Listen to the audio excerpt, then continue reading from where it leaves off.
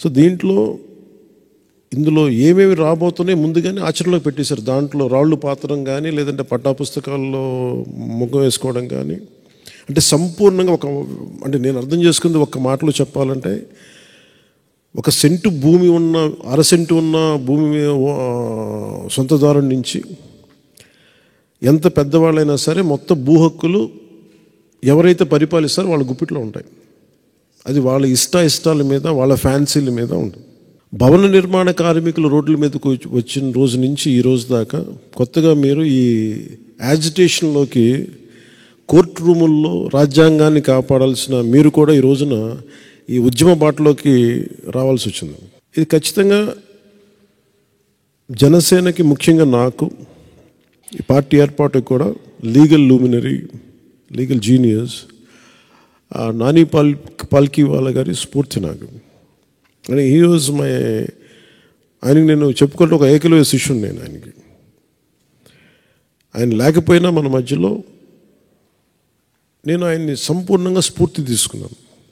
ముఖ్యంగా కేశవానంద మీరు చెప్తున్నప్పుడు ఇందాక నా భూమిలో నీ హక్కు ఏంటి, 2 చిగురుమాడి గారు చెప్పింది ఇట్ ఈజ్ యాంటీ కాన్స్టిట్యూషనల్. ఇది సో నేను అర్థం చేసుకుంది కూడా మీకు దగ్గర ఇటు కేశవానంద భారతి గారి ఒక చిన్నపాటి ఆస్తి తగాద, ఒక మఠం తాలూకు ఆస్తి ప్రాథమిక హక్కుల ఉల్లంఘనగా ఎలా సుప్రీంకోర్టు దాకా వెళ్ళిందో, ఇది కూడా ప్రాథమిక హక్కుల ఉల్లంఘనకి వెళ్ళిపోతుంది.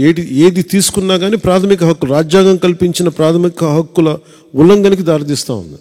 జగన్ దీన్ని ఎలా అనుకూలంగా తీసుకుంటున్నాడంటే, ఆయనకి వైజాగ్లో వచ్చి దోచుకున్న ప్రాపర్టీస్ అన్నిటిని లెజిటిమేట్ చేసుకోవడానికి ఇది తెచ్చుకున్న చట్టంలా ఉంది. అంటే వైజాగ్లో వాళ్ళు దోచుకున్న ఆస్తులకి లెజిటిమైజ్ చేసుకునేందుకు చట్టంలో ఇది ఒకటి ఉంది. అలాగే కోర్ట్స్ని దాటేసి, కోర్ట్స్ని అతిక్రమించి రెవెన్యూ అథారిటీస్కి హక్కు ఇచ్చేస్తే, రెవెన్యూ వ్యవస్థ అంతా ఎవరైతే ప్రభుత్వాన్ని నడుపుతారో వారి చేతిలో ఉండదు. కోర్టులు ప్రభుత్వం చేతిలో ఉండవు. ఆ హక్కుని ఇటు తీసేస్తే మటుకు ఖచ్చితంగా మోర్ ఈజీ అయిపోతే ఆస్తిని దోచేయటం మరింత సులభతరం అవుతుంది.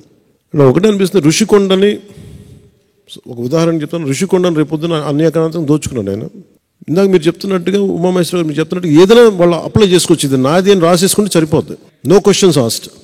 సో ప్రతిదానికి కోర్టు అనే ఒక రక్షణ చట్టాన్ని తీసేశారు దీనివల్ల.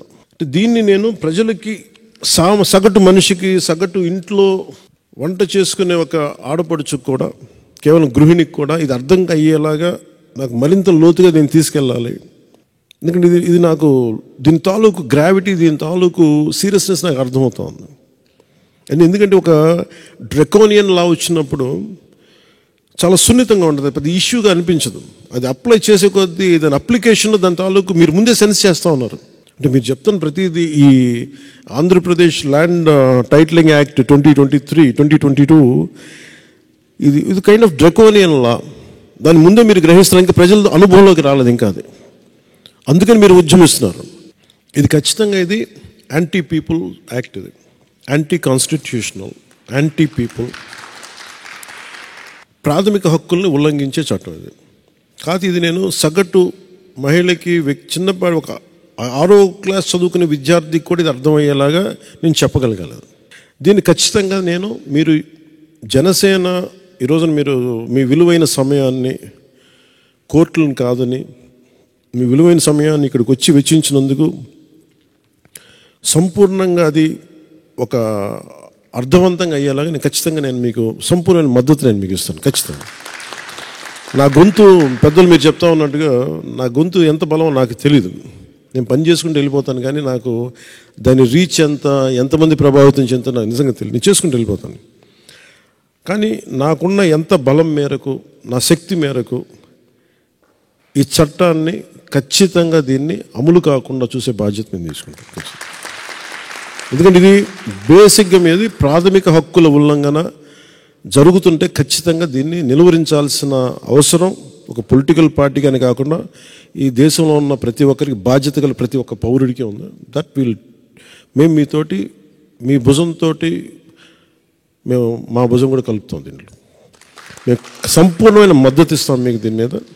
ఇది ప్రజలకి ఎంత, ఆంధ్రప్రదేశ్కి ఎంత చెడు, సగటు వ్యక్తికి ఎంత హాని చేయబోతుందో, ఎలాంటి హక్కులు కోల్పోబోతుందో దీన్ని మరింత బలంగా వివరించడానికి నేను కొంచెం పెద్ద మీటింగ్ చేస్తాను. దీనికి 100% దీన్ని మీరు ఏ ఆశయంతో అయితే మీరు పోరాటం చేస్తారో ఆశయం నెరవేరేలాగా ఖచ్చితంగా చేస్తాను. Thank you sir.